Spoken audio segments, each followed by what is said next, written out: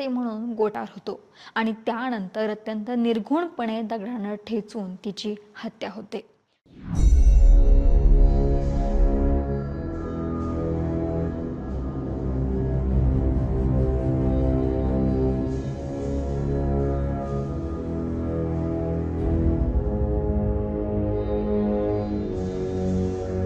नसरापूर राम मंदिर परिसरात परंतु मुलगी सापडत नसल्यानं कुटुंबियांनी परिसरात लावण्यात आलेल्या सीसीटीव्ही कॅमेऱ्याचे फुटेज तपासले। त्यावेळी एका सीसीटीव्ही कॅमेऱ्यामध्ये मुलगी एका व्यक्तीसोबत गोठ्यात जाताना दिसली। यावरून त्या भागात कुटुंबियांनी शोध घेतला। त्यावेळी त्यांना गोठ्यामध्ये झाकलेल्या अवस्थेत तिचा मृतदेह आढळला आणि यानंतर सगळ्यांच्याच पायाखालची जमीन सरकली। यावरून नागरिकांनी ज्या व्यक्तीबरोबर ती गेली होती त्या व्यक्तीचा शोध घ्यायला सुरुवात केली। अशात गावच्या परिसरात पोलिसांना या घटनेची माहिती मिळाल्यावरती घटनास्थळी त्यांनी धाव घेतली आणि या आरोपीला ताब्यात घेतलं। या संतापजनक घटनेमुळे समस्त नसरापूरमधील ग्रामस्थ घटनास्थळी जमा झाले। त्यांनी मृतदेह हलवण्यास नकार देत सदर नराधमाला ग्रामस्थांच्या हाती द्या अशी आणि आम्ही त्याला शिक्षा देऊ अशी मागणी करत होते। त्यांनी पोलिसांनाही अडवून धरलं होतं।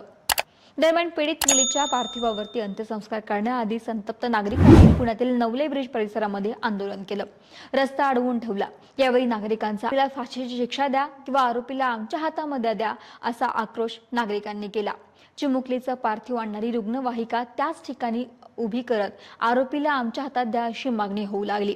यावेळी तणावाचं वातावरण पाहायला मिळालं। जेव्हा आरोपीला न्यायालयामध्ये हजर करण्यात आलं होतं तेव्हा सुद्धा न्यायालय परिसरामध्ये आंदोलनकर्त्यांनी आरोपीची गाडी अडवण्याचा प्रयत्न केला होता। दरम्यान काही वेळानंतर ज्या ठिकाणी आंदोलन सुरू होतं तिथे पोलिसांनी समजूत काढल्यानंतर नागरिक रस्त्यावरून बाजूला झाले आणि त्यानंतर नागरिकांनी चिमोडीवरती रात्री उशिरा पुण्यातील वैकुंठ स्मशानभूमीमध्ये अंत्यसंस्कार केलं। अंते या आरोपी भीमराव कांबळेनं आपला गुन्हा कबूल केलाय। त्याच्या चौकशीतून भीमराव कांबळे हा विकृत मानसिकतेचा असल्याचं समोर आलंय। नराधम कांबळेची नेहमीच लहान मुलींवरती वाईट नजर असल्याचं पोलीस तपासातून समोर आलंय।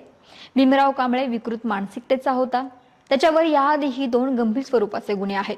65 वर्षाचा असणाऱ्या या आरोपीनं यापूर्वी देखील गायचं वासरू दाखवतो असं म्हणून फूस लावून या नराधमानं या बाळाला गोठ्यामध्ये नेऊन त्याच्यावरती अत्याचार केले आणि त्यानंतर चिमुकलीला ठार मारलं। इतकंच नव्हे तर पुरावे लपवण्यासाठी त्यानं मृतदेह शेणाखाली झाकल्याचंही उघडकीस आलं। या घटनेनं नसरापूरच नाही तर संपूर्ण महाराष्ट्राला हादरवून टाकले। दरम्यान राष्ट्रीय महिला आयोग आणि national commission for protection of child rights यांनी त्याची हाक देण्यात आली आहे। नराधमाला फाशी द्या या मागणीसाठी सर्व स्तरांवरून नागरिक रस्त्यावरती उतरलेत। व्यापारी आणि दुकानदारांनी सुद्धा आपली दुकानं बंद ठेवून या निषेधात सहभाग नोंदवण्याचं आवाहन केलं आहे। तर आरोपी भीमराव कांबळेला 7 मे पर्यंत पोलीस कोठडी सुनावली